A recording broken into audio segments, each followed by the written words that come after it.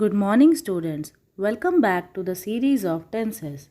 In our previous video, we have discussed all about present tense. Today we will discuss about verbs expressing the future. Future tense always indicates a time later than the present. In other words, it is used to denote an action that is expected to take place in the future. It also depicts an action that happens in the future or likely to happen in the future. It may also express the speaker's attitude to a future event.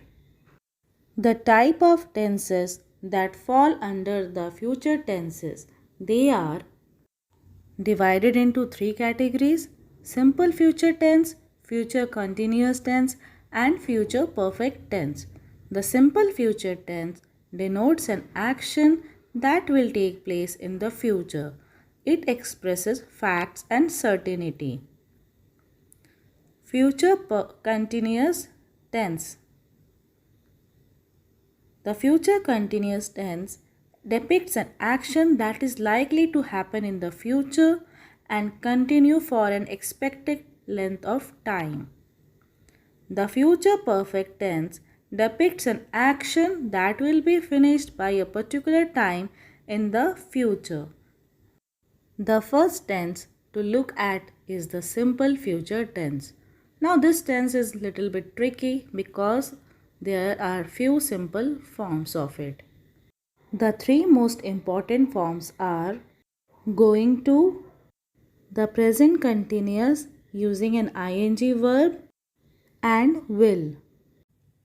Now students, let us talk about where to use this. Going to. We use going to express plans and intentions. We make this form with the subject plus am, is or are, subject plus am, is or are, and going to plus verb in base form. So students, let me give you one example of it.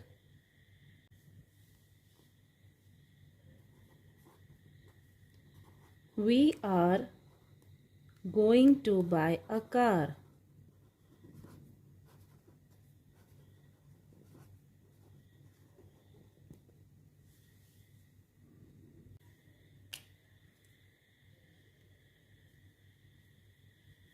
Now in this sentence, we is the subject and buy is the verb. You can see according to the form I have given above, I have used are, that is the plural form because we are using we here, and you can see going to. So we are going to buy a car. That means we have a plan to buy a car. So students, you can say, I have already written an example here. I am going to start exercising regularly. So in this sentence, I is the subject and start is the verb. We generally use am with I. We all know this, and going to is also added here according to the form given above. Here in this sentence, I am having an intention to start exercising in near future. That means I may start by tomorrow or day after tomorrow. Rahul is going to take vacation. In this sentence, Rahul is the subject and take is the verb. That means in this sentence, Rahul has a plan and therefore he will take a leave from work for vacation. Now if it is more than a plan, if we made an arrangement, then we use the present continuous tense. Now students, you might be thinking that present continuous tense form is not there in your book, but to make it more clear, I have added this in the video for you all. Now this is a tense you know already, and when we used to talk about future, it is stronger than going to. So students, let me tell you how it is formed. It is formed with a subject plus am, is or are plus verb in a ing form, or you can say in a continuous form. For example, I am having lunch with my parents on Saturday. So in this sentence, I is the subject and having is the verb which is formed from have. So my parents and I have a plan to do that. But also we have agreed on the time and place and it is fixed.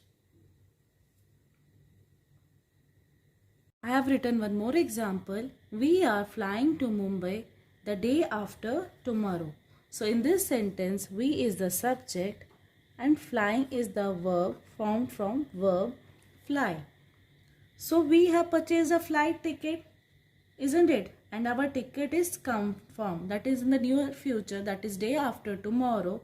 We are flying to Mumbai. That means we are going to Mumbai. So in this way, present continuous tense is used in the future tense which denotes stronger than going to.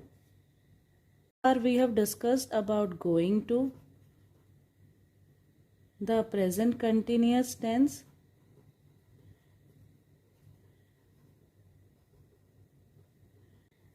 will is generally used to express our instant decision, that is the decisions that we make suddenly at the times of offers and promises. We make this form with the subject plus will plus verb in a base form. Now let me give you an example. Suppose you go to a restaurant and a waiter asks you, "May I take your order?" So how you will respond to it, students? Yes, I will have the burger and the fries combo, please. So in this sentence, I is the subject and have is the verb.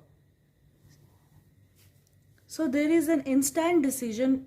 You did not plan 2 weeks ago to eat this food at this restaurant on this date. You just made an instant decision just made now, that you want to have a burger and fries combo, please.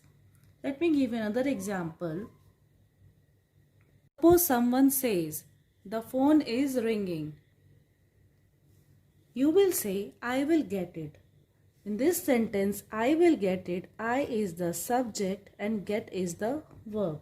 Now you have just decided to answer the phone.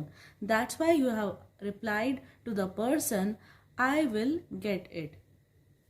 Let me give you another example. Can you lend me ₹200? I will pay you back next week. In this sentence, I is the subject and pay is the verb. Now, according to the sentence, "Can you lend me ₹200? I will pay you back next week." Now, from this sentence, we can make out the person has indirectly promised to return back the money next week.